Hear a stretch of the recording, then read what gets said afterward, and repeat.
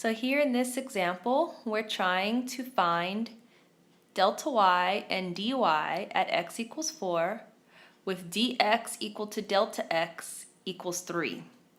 Okay, so let's remind ourselves from the previous page the distinction between the two. So f prime of x, our derivative, is equal to dy dx. So let's remember that statement. F prime of x equals dy dx. So what we can do now to isolate dy is multiply this very small change in x to this side. So this is the first time we've been allowed to do this in this concept of differentials.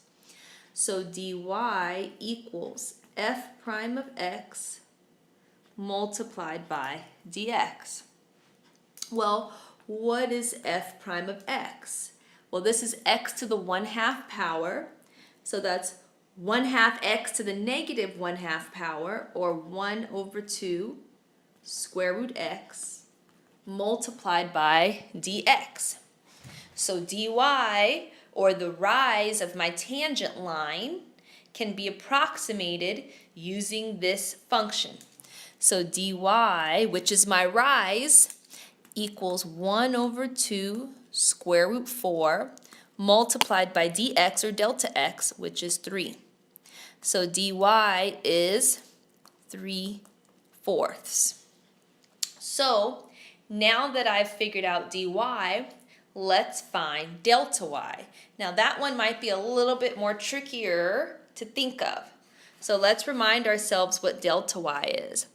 Delta y here is the distance between this value and this value. What are those? Well, this one right here I can see is f of x plus delta x. And what's this value here? It's f of x. So delta y is the distance between those two y values. So in this problem, delta y is f of x plus delta x minus f of x. And these are always true.